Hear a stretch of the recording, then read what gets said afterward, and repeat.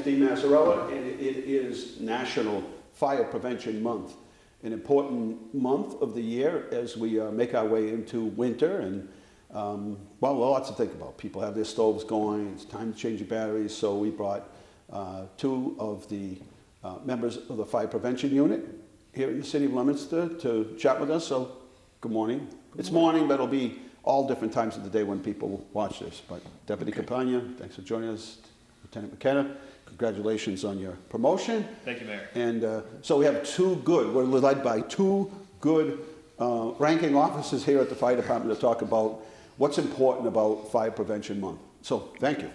All right, thank you. So first off, Mayor, brief history on it.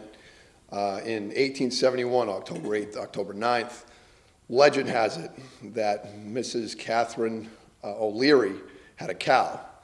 Cow kicked over a lamp, started the barn on fire, then started the entire city of Chicago on fire. Sounds like a song. Oh yeah, right. Yeah, it probably is It somewhere. is. Yeah. So 100,000 people were placed out of their homes. Over 250 people died, and over 17,000 buildings were burned in this fire. So that's where we came to today.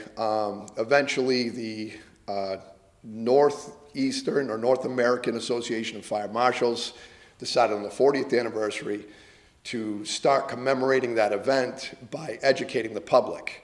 And then from there, Woodrow Wilson in 1920 signed the first Fire Prevention Day, which has been, first Fire Prevention Week, which has been observed ever since 1922. So some of the things that we do, our lieutenants go on home inspections and like before the sale of a house. The general law, Mass General Law, Chapter 148, says upon sale and transfer, you have to have proper placement of smoke detectors and things of that nature. Now that's changed over time. I remember one time it was outside the bedroom, inside the bedroom. So when people buy a smoke detector, and they're fairly, I mean, when you think about what they do, they're fairly inexpensive to get a smoke detector. And to your point, Mayor, and I'll let Shawn get into the requirements in a minute, but to your point, it's been proven, statistics show that they reduce fire deaths by 50%. So I'm going to let Shawn get into some of the requirements, if you don't mind, Mayor, on the smoke detectors. Great, thank you, Deputy. Yeah, when we talk about smoke detectors and where they're placed within the house, the most important thing to consider is the age of your home. So like you said, Mayor, the code has changed multiple times throughout the years.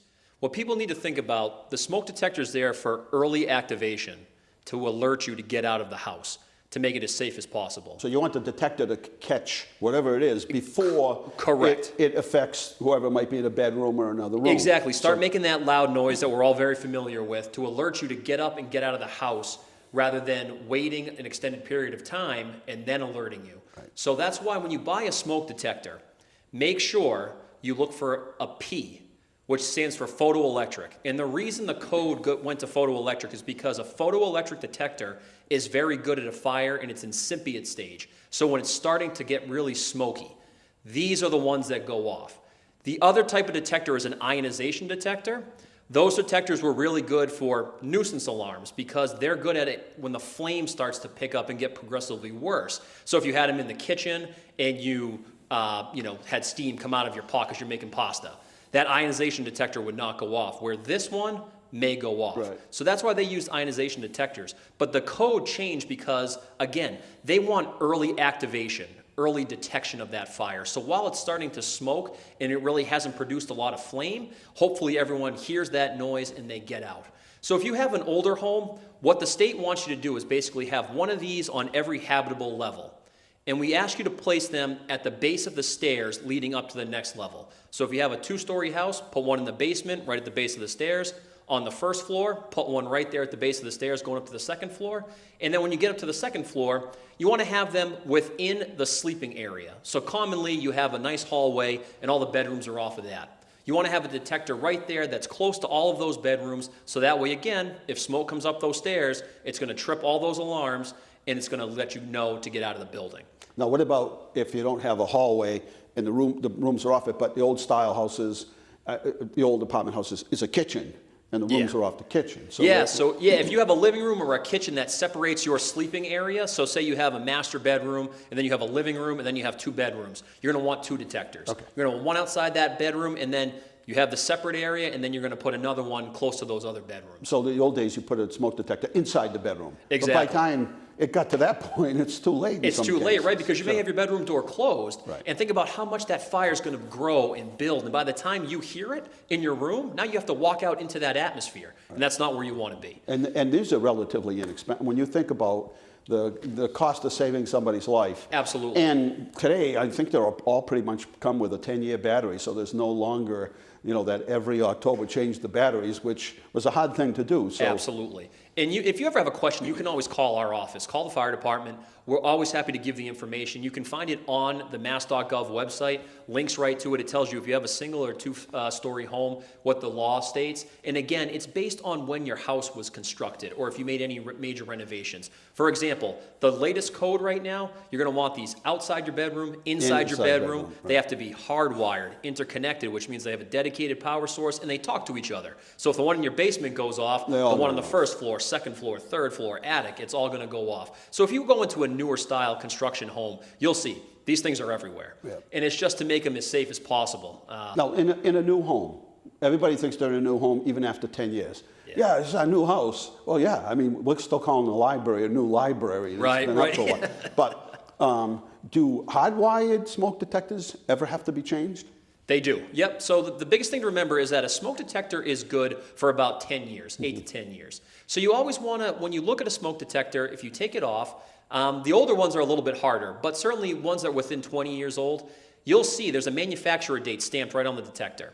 So that's not when it expires, that's when it was manufactured. Right. So if you find that date, just add 10 years onto it. If you're outside that window, you're going to want a new smoke detector. Now, can you get those at a Home Depot or Lowe's, or do you have to go to a supply house? You to get can. You can get those at a Home Depot, a Lowe's.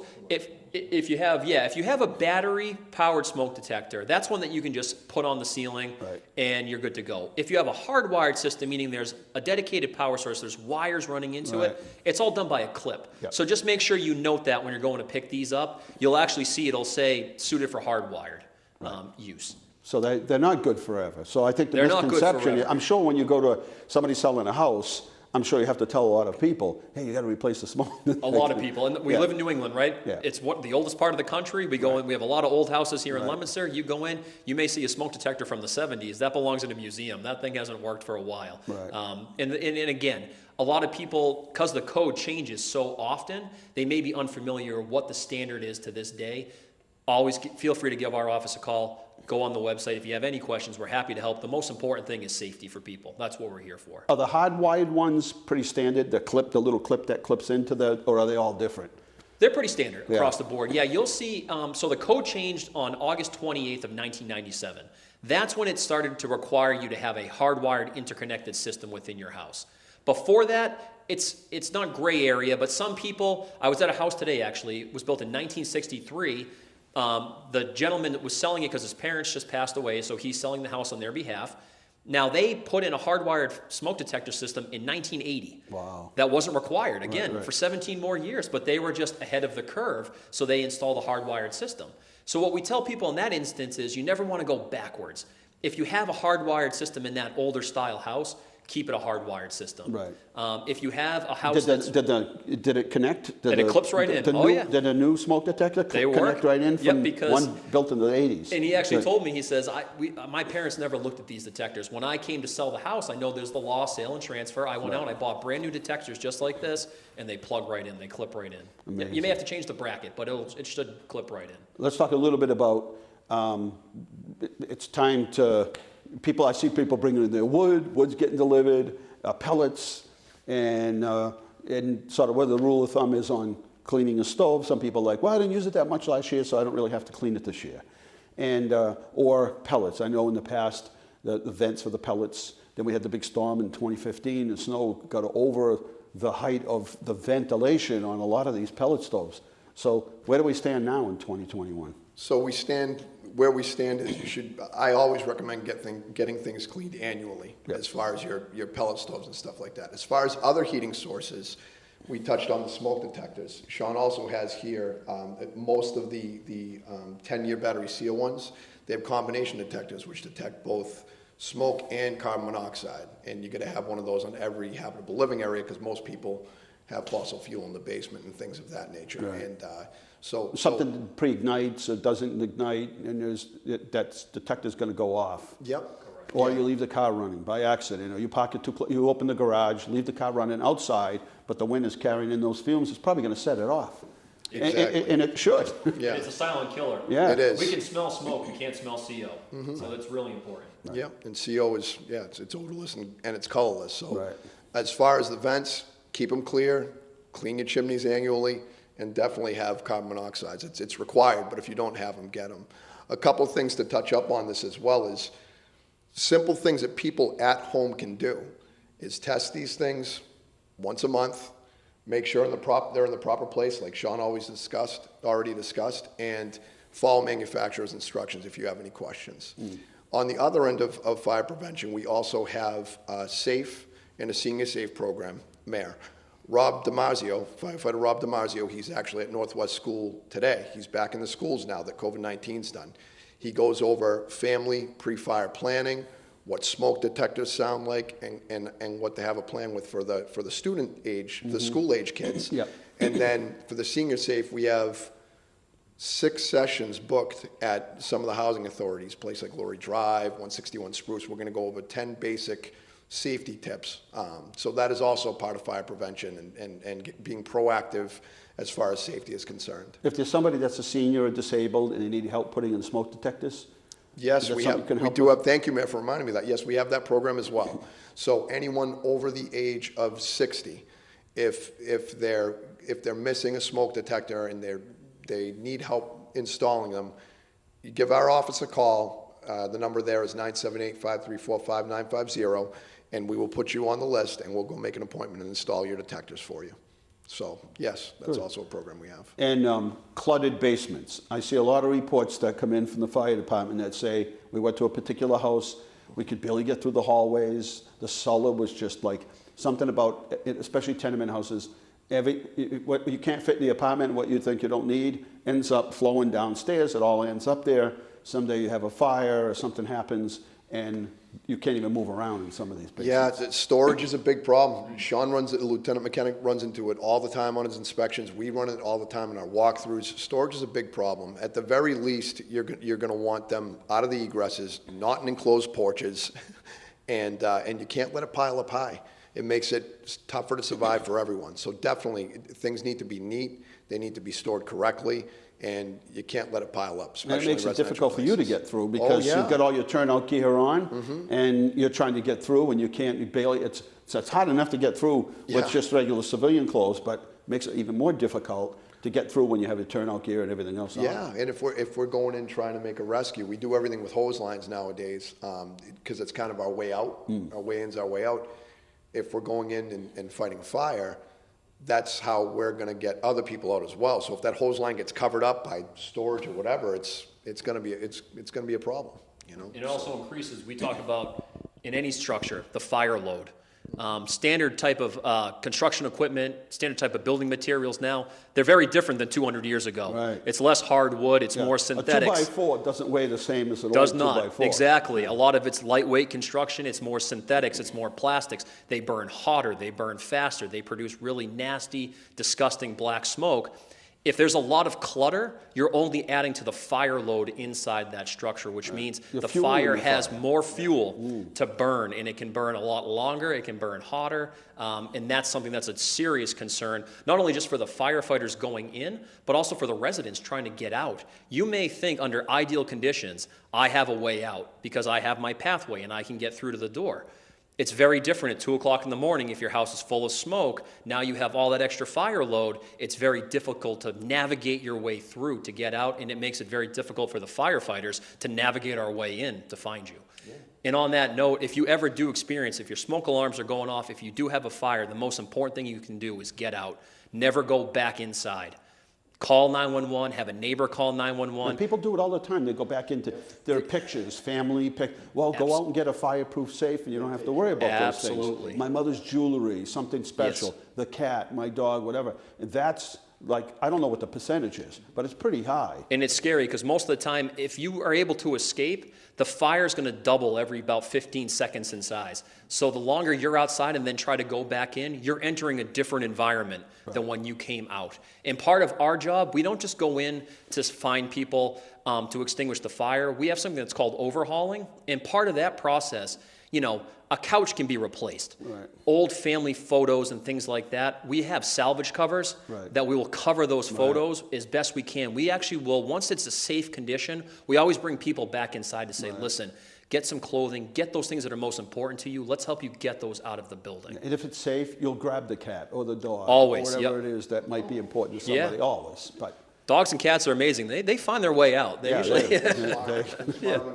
it's intuitive for them. But going back to Shawn's point, your Nana or Nano's couch, Right. what was it made of? Yeah, it was, cotton and all kinds of natural fibers, real wood, Right. springs, that kind of stuff. So plastics used to be in the factories, now Right. they're in the household. Right. So the house, the fuel that Shawn spoke of burns a lot hotter and a lot faster. Yeah, So that's anything why they it's can important use to for get out. material that that's less costly to them. So it looks like the same couch on the outside, but once you rip it apart, it's not the same. It's not the same product. Carpets, all that stuff. Once that starts to get going, even some of the flooring that we see now that people put in, you can do it yourself. Highly flammable, and the toxics inside, the glues that they use, it's some sort of a composite, and who knows what it is. As you said, it just fuels the fire. Oh, yeah. What else do we need to know in fire? I like the idea of always in my brain have that, you know, if something happens, where am I going? Where's everybody going? But you actually train students so they actually have a plan. Like, let's talk about this. If something ever happens, where are we going to meet? So Have we a know meeting everybody's place. out. The worst thing is a big apartment complex. Nobody knows if anybody. Did somebody come home from work? Did somebody get out? We don't know if they got out. If they got out, they went to the neighbor's apartment, and then all of a sudden you're like, well, they were in the apartment, I don't know where you are. So now you're sending people back in. It's dangerous. So to your point, that's one of the things that firefighter DiMaggio goes off in school is home fire safety plans. That includes a meeting place. That includes what the alarms sound like, because a lot of people may not know what the alarms sound like. So that all goes into that. Also, there's on mass.gov, on the state fire marshal's website, it has plans in place like graphs and charts where you can actually bring that home and make a plan with your family. Big thing, like Shawn, is get out fast, have a meeting place, Make sure you got everybody. make sure you got everyone and know what that sounds like. You know what I mean? A couple of years ago, I was at an elderly person's house, and we were looking to get some CDBG money to overhaul a boiler system or something in the basement. So I saw a little dust coming out of the cleanout. So I opened the cleanout, and it was probably maybe a foot or two off the ground. And when I opened it, it was full. So if it was full there, that meant it was probably full. Yeah. So all that ventilation, it was an old oil furnace converted to gas at the time. Well, maybe it wasn't yet, but we were going to do it. That meant that anything that was going out to the flue was going out to the chimney so they could vent it. Wasn't making its way outside.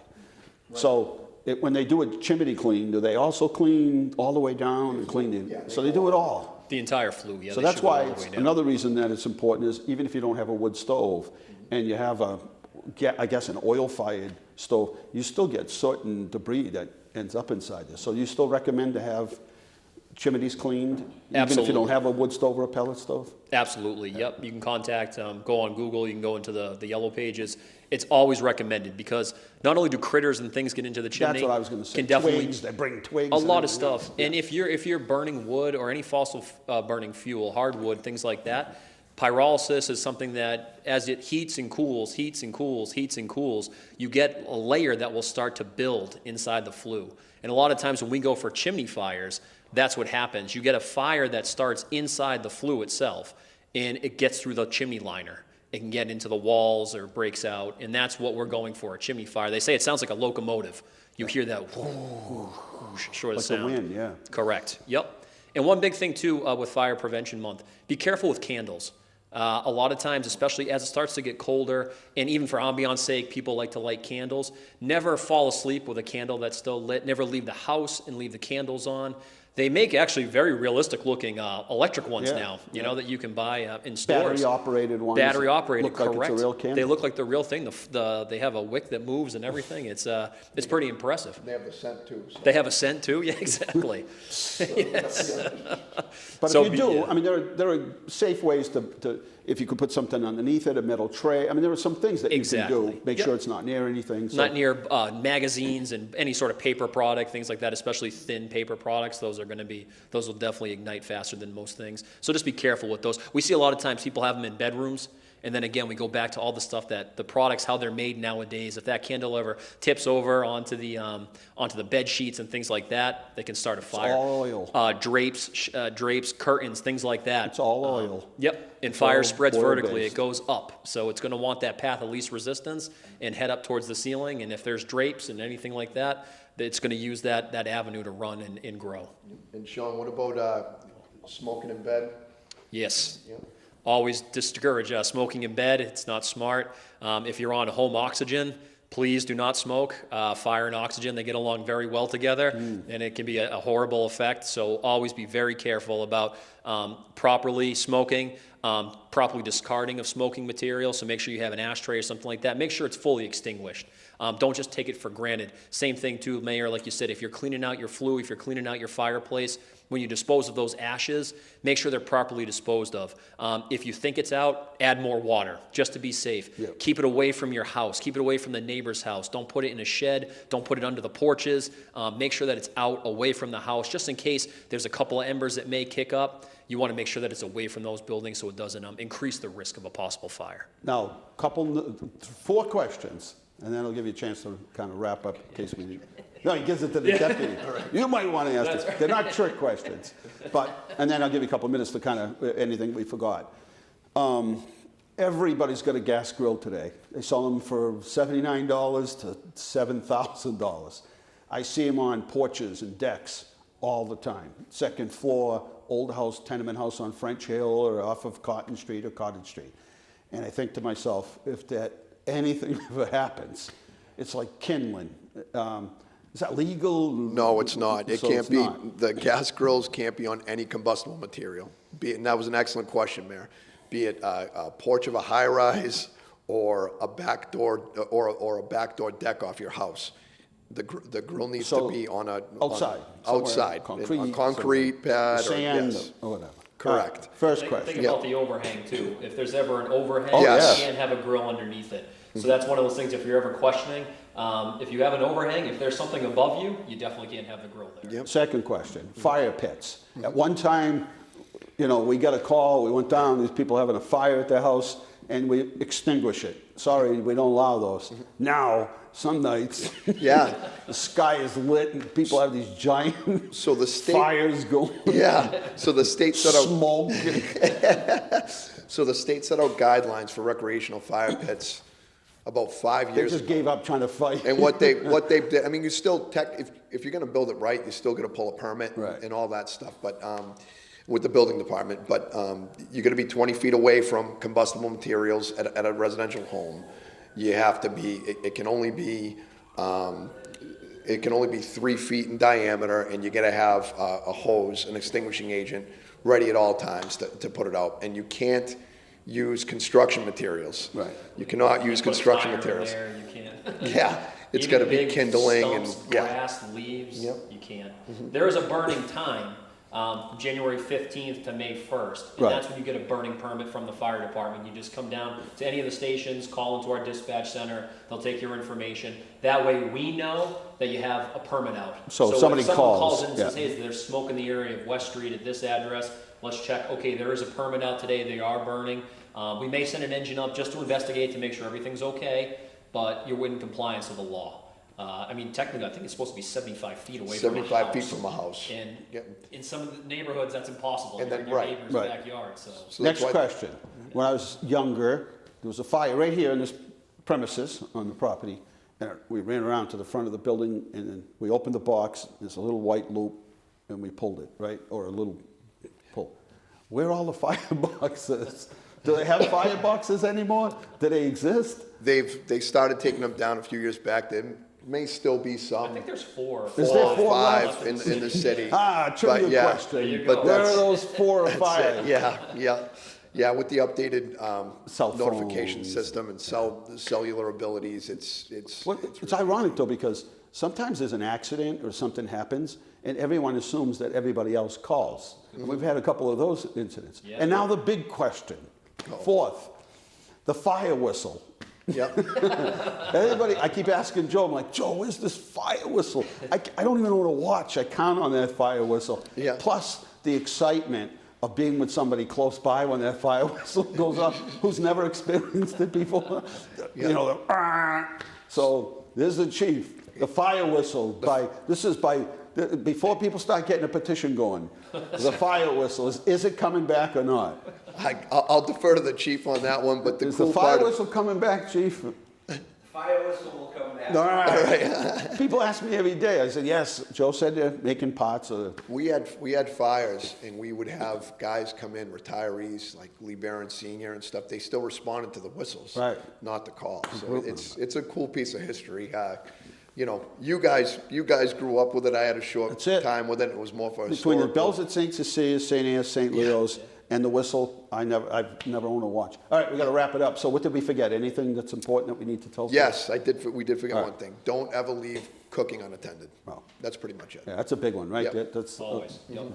Well, thanks for watching, and we want to thank the lieutenant and the chief just came in, and the deputy chief. It is Fire Prevention Month. Think about it. Walk through your house, your property, walk through the garage, see what's out there. We had these hazardous materials day. You can take things to the DPW and get rid of them. Watch for those days. Clean it out. Common sense applies. Thank you for watching.